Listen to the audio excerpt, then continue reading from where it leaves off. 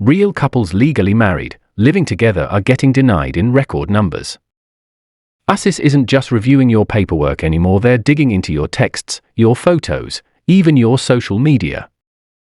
In 2026, the rules have quietly changed, and if you're not ready, your future in the US could disappear overnight. Here's exactly what's happening, and how to protect yourself before it's too late. Now let me be clear, marriage-based green cards are still legal. They're still one of the most common paths to a green card. But the way USCIS is treating these cases, the way officers are questioning couples, examining documents, and scrutinizing intentions has shifted. Quietly. Strategically. And it's already impacting thousands of people. So what's really going on? Let's start with a trend that's flown under the radar: rising marriage petition denials. Recent internal data suggests the denial rates for I-130 marriage petitions have jumped again heading into 2026, not massively, but significantly. It's no longer just the rare, obviously fake case that's getting flagged. It's real couples. Married, living together, doing life side by side, still getting that denial notice. Why? Because USCIS is now prioritizing relationship integrity over just checking documents. That means they're looking at how well your case feels, not just whether it's technically complete. Officers are being trained to spot red flags not just on paper, but in the emotions, in the inconsistencies, in the subtle cues during interviews. We're seeing more interviews being scheduled even in cases that used to be approved without one. And when those interviews happen, they're longer, more detailed, more confrontational. Couples are being asked incredibly specific questions.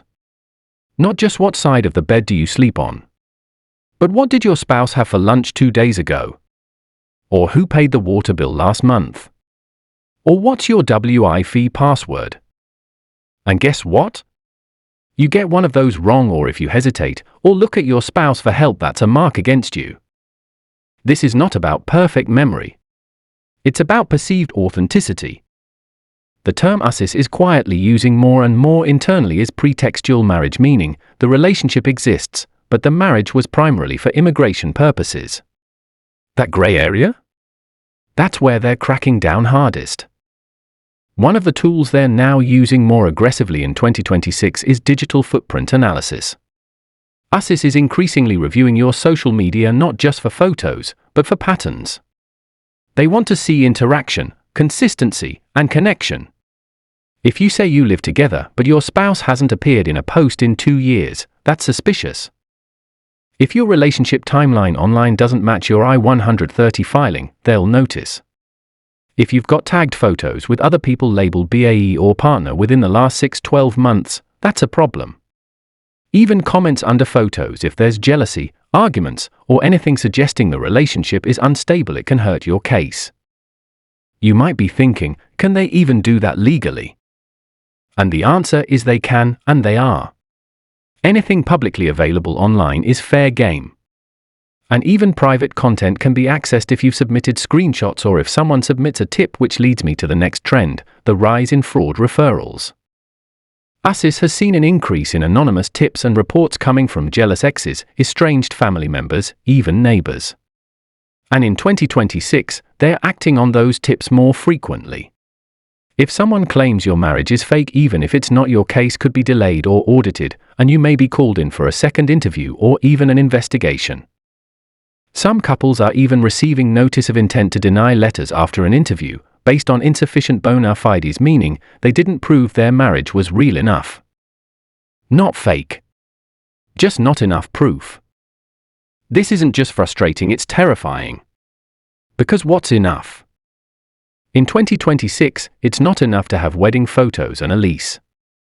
You need shared finances, bills, insurance, taxes, trips together, texts, calls, and yes, photos that show genuine, long-term closeness. USCIS wants to see your lives intertwined. If your documents don't show a life built together, you risk denial even if you're truly married. Now let's talk about interviews, because this is where the crackdown feels most intense. In 2026, more couples are being sent to what's called Stokes interviews, also known as marriage fraud interviews. That's where you're separated and asked the same questions, then the answers are compared for consistency. It's grueling, stressful, and often unpredictable. You might be asked, what did you watch on TV last Thursday? What color is your spouse's toothbrush? Where did your spouse put their shoes last night? Who cooks more? What's your spouse's boss's name? These questions aren't designed for you to fail, but they're meant to reveal whether your relationship is based on shared life or just shared paperwork. If your answers don't line up even by accident, your credibility can collapse. And one of the biggest mistakes couples make in 2026 is over-preparing to the point where they sound robotic.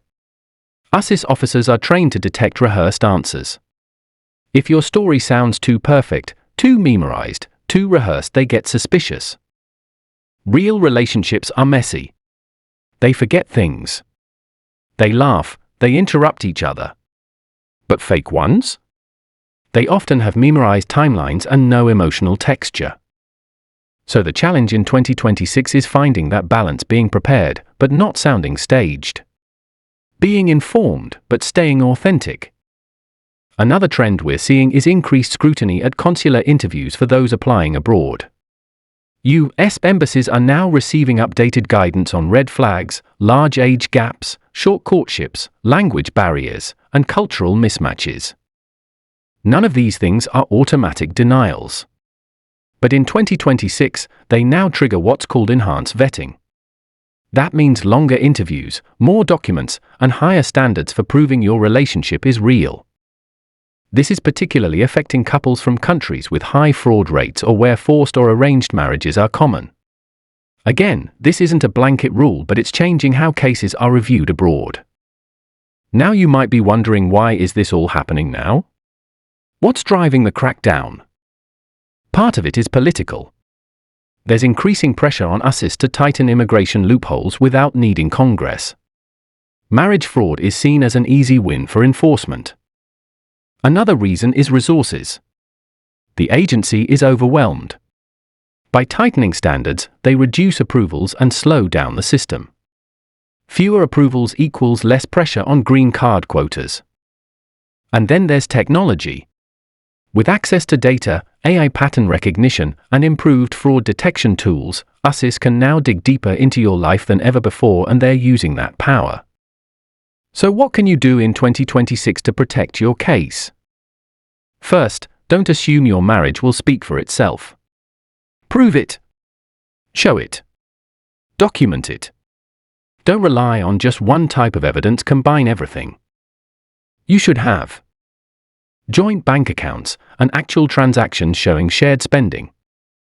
Lease or mortgage with both names. Utility bills or insurance. Photos from different times and settings, not just your wedding day. Messages, call logs, emails. Affidavits from friends and family. Travel tickets and trips together. Tax returns filed jointly, if applicable. Second, practice interview questions, but don't memorize them word for word. Instead, talk with your partner like you would with a friend. Make sure you know each other's routines, likes, dislikes, recent experiences.